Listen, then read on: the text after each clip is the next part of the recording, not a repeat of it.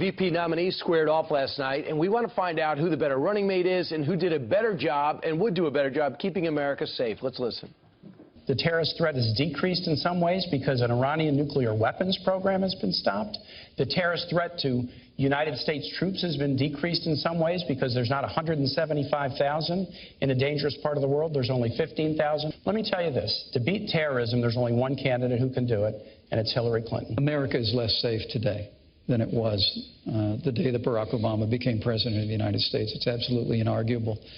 We've weakened America's place in the world. It's been a combination of factors, but mostly it's been a lack of leadership.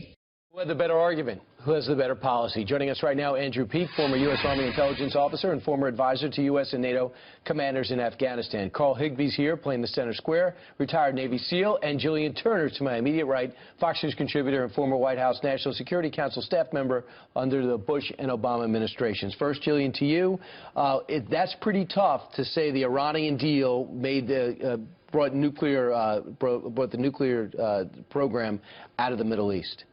Right, but this is what the current administration believes. So, you know, Kaine's going to be kind of lockstep with that. I thought he did a good job last night in terms of defending his candidate's record.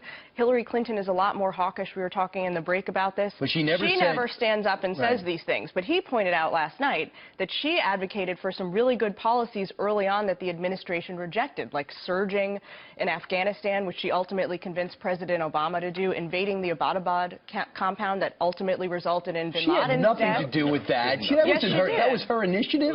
No, but she was one of the people that night in the Situation Room prodding President Obama to go for it. Let me just say, that surge was done during the campaign. He committed to the Afghanistan surge while he was campaigning. He said, that's the good war, Iraq's the bad war. There was an ensuing fight about how many troops to send in, and she advocated for more every step of the way, and she deserves credit. Jillian, she has to stand up and say, this is where President Obama is wrong, here's where I'm right. And but she's afraid of losing the Obama coalition. When he when he advocated for the Iran deal and said that was a good thing, is that risky? Absolutely. And the problem here is, like, Tim Kaine could not point to a single Hillary accomplishment that has made the world or America a safer place, except for this Iran deal, where she gave $150 billion to a state-sponsored terror. What do you think they're going to use that money for? You think they're going to use it for flower pots? No, absolutely not. They're going to give it back to the terrorists that are creating harm to America. Andrew, it's a tough case to make when you find out that the Iranians are buzzing our battleships in the Persian Gulf as late as last week and see the violation of the ballistic missile element of this package, yet Tim Kaine was defending it last night. Right, because the unresolved tension in the Iran deal was always that if you take all the sanctions off Iran without resolving its territorial ambitions, you're going to wind up with an Iran that dominates the Middle East, because there's no pressure on it now. It's naturally the regional hegemon.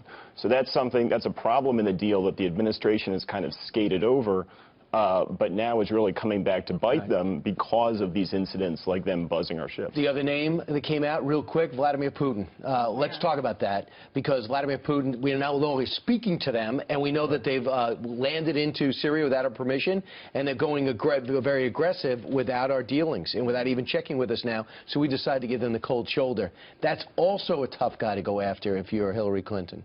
Oh, absolutely. And, you know, I thought that Pence did a great job on that issue last night, as he did on all the foreign policy issues. I would vote for him tomorrow if he was the candidate. The problem is the chasm between him and Donald Trump on some of these issues. Again, Donald Trump has been out front praising Vladimir Putin.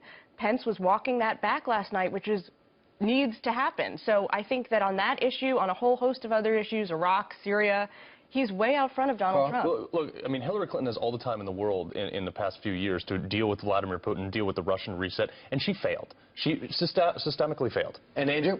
There was rising tension with Russia since the Bush administration. The Obama administration with Hillary Clinton came into office promising to make better relations and reset the relationship, and they failed. Yep. Guys, thanks so much. Thanks so much.